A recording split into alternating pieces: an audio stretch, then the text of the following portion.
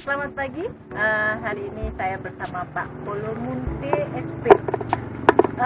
Saya sedang duduk bersama salah satu penyuluh perikanan media dari Kabupaten Langkat. Sebelum kita berbicara banyak tentang penyuluhan perikanan dan kelautan Kabupaten Langkat, ada baiknya bahwa kita akan berkenalan dulu dengan Bapak Polomunte SP. Silakan Pak, perkenalkan biodatanya kepada kawan-kawan. Terima kasih. Nama saya Polomunte, sarjana pertanian, berdomisili di Kecamatan Brandan Barat, Kabupaten Langkat. Saya sudah berkeluarga dan mempunyai 1 orang anak. Itulah sekedar biodata saya. Pak Polomunte, Bapak punya masa kerja dengan masa kerja 35 tahun ya Pak ya? Iya Bu. Luar biasa, artinya memang benar-benar senior Pak Polomunte. Jadi Pak, selama Bapak bekerja di Kabupaten Langkat, potensi perikanan apa saja yang menjadi unggulan dari Kabupaten Langkat? Kalau komoditas unggulan di Kabupaten Langkat ini antara lain adalah udang paname saat ini ya, ikan nila, pengerasan kepiting. Itulah antara lain unggulan Kabupaten Langkat. Jadi masalah-masalah pembudidaya kita di lapangan apa saja ya Pak yang biasanya mereka alami?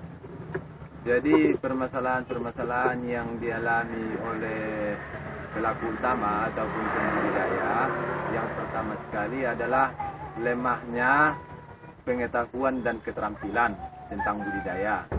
Yang kedua, lemahnya permodalan. Itulah antara lain yang sering dialami oleh pembudidaya ataupun pelaku utama. Jadi Pak, tips dan trik Bapak selaku penyuluh perikanan, apa saja yang biasanya Bapak bagikan kepada para pembudidaya kita supaya mereka bisa berhasil dalam budidaya? Jadi tadi kan saya sudah sampaikan masalah keterampilan. Keterampilan ini kan banyak. Jadi yang sering dialami oleh pembudidaya ini adalah mengenai persiapan lahan atau persiapan tambak ataupun kolam. Persiapan ini penting.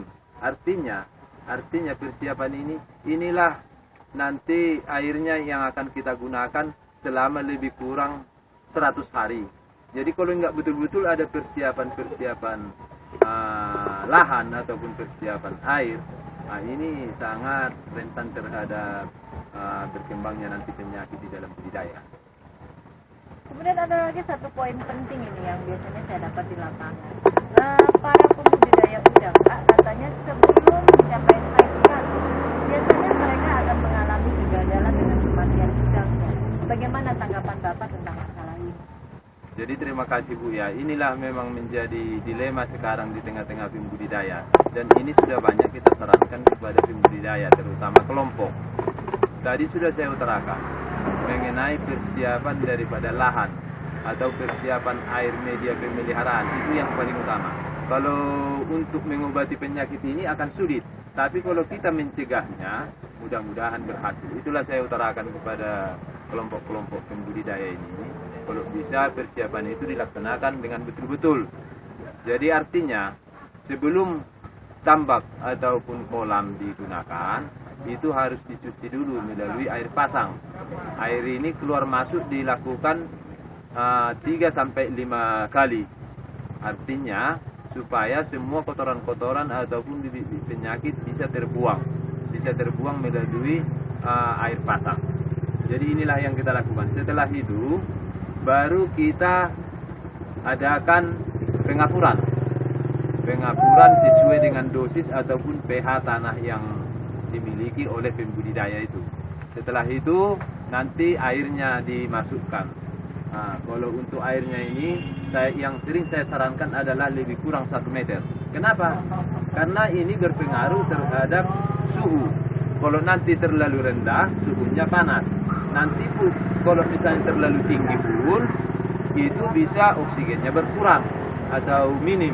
Jadi artinya yang bagus saya lihat adalah lebih kurang 1 meter. Jadi inilah tips yang bisa mungkin mendukung daripada pembudidaya ini sebelum mereka mengobati penyakit. Jadi persiapan lahan ini. Baru setelah air nanti masuk, air ini kan setelah dibiarkan nanti kira-kira lebih kurang 1 minggu, nanti telur-telur ikan, telur udang itu bisa menetas. Nah, baru nanti diadakan peracunan. Peracunan ini membunuh daripada ikan liar sama udang liar, karena dua macam kita gunakan racun. Yang pertama adalah saponin dengan dosis lebih kurang 15 ppm atau setara dengan 150 kilo per hektar dengan tinggi air 1 meter. Yang kedua, racun untuk udang ataupun kepiting liar itu menggunakan racun nupak dengan dosis 10 liter per hektar dengan tinggi air 1 meter. Inilah kita gunakan. Jadi selain pengukuran penanganan lahan, Pak, ada nggak sih selain persiapan lahan, mungkin dari penyediaan benihnya, apa yang harus budidaya kita lakukan agar supaya budidayanya berhasil? Persiapan benih maksud saya, mungkin pemilihan benih harus bagus atau itu bagaimana, Pak? Jadi itulah tadi sudah saya sampaikan, baru persiapan. Sebenarnya banyak faktor-faktor yang mendukung produksi. Betul seperti yang disampaikan Ibu itu. Salah satunya juga termasuk benih unggul. Jadi kita usahakanlah nanti sumber benihnya itu ataupun sumber benihnya itu dari hatchery yang telah memiliki sertifikasi. Jadi kalau kita nanti memesan benur, kita usahakanlah melalui hatchery yang sudah memiliki sertifikasi. Ya. Satu lagi pertanyaan terakhir saya, Pak. Bapak selaku penyuluh perikanan Madia senior dengan masa kerja 35 tahun, pasti sudah mengalami asam, garam, manis, semua pahitnya dalam dunia penyuluhan perikanan. Jadi mungkin motivasi bagi kami para penyuluh perikanan agar bisa bekerja dengan giat, bekerja dengan penuh hati supaya bisa memajukan perikanan, Pak. Mungkin ada motivasi bagi kawan-kawan kita. Ya, terima kasih Bu ya. Ya, memang betul itu Bu ya. Jadi kalau menurut hemat saya, penyuluh ini kan adalah pendamping pelaku utama atau pembudidaya ya, pendamping. Jadi yang pertama sekali motivasi yang saya sampaikan kepada rekan-rekan saya ini, yang pertama sekali adalah mengembangkan diri dulu, mengisi ya, baik dari segi pengetahuan keterampilan maupun perubahan sikap. Itu dulu yang pertama. Setelah kita berisi, baru kita suluhkan sama orang. Ada materi yang kita suluhkan sama orang. Jadi kita mengembangkan diri dulu, meningkatkan pengetahuan, keterampilan dan perubahan sikap. Baru nanti kita tingkatkan pengetahuan dan keterampilan ataupun perubahan sikap daripada pelaku utama. Itu dulu. Karena ini penyuluh ini, kalau tidak banyak pengetahuan dan keterampilan, sangat janggal berkomunikasi dengan masyarakat. Karena masyarakat sendiri pun sudah banyak memiliki pendidikan yang cukup tinggi. Nah, masyarakat sekarang banyak yang jadi sarjana. Makanya penyuluh-penyuluh ini saya anjurkan ataupun saya motivasi, kalau bisa tetap dia mencari ilmu pengetahuan. Tetap dia mengembangkan dirinya menjadi profesional. Jadi artinya nanti setelah kita miliki ilmu pengetahuan keterampilan yang bagus, baru nanti kita mendekatkan diri kepada pelaku utama ataupun kelompok.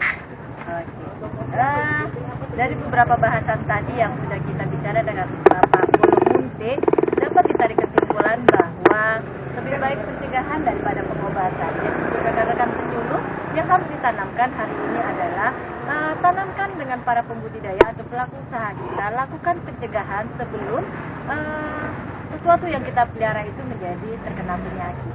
Kemudian untuk para penyuluh perikanan, bahwa ilmu tidak hanya sampai di sini saja, harus ada pengembangan diri yang harus dimotivasi dari dalam diri. Karena ilmu perikanan semakin hari semakin berkembang ya Pak. Yang banyak metode-metode baru, kemudian banyak inovasi-inovasi baru yang harus tetap kita pelajari agar bisa meningkatkan produksi perikanan di lapangan. Jadi Pak, penyuluh itu adalah garda terdepan di dalam memajukan potensi perikanan yang ada di Indonesia. Indonesia.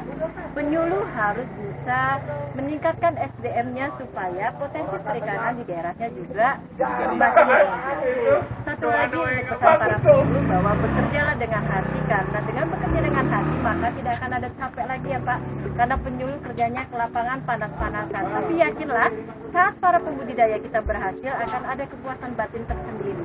Saya berharap seluruh penyuluh perikanan di Indonesia semakin semangat supaya memajukan perikanan Indonesia. Salam penyuluh. Terima kasih.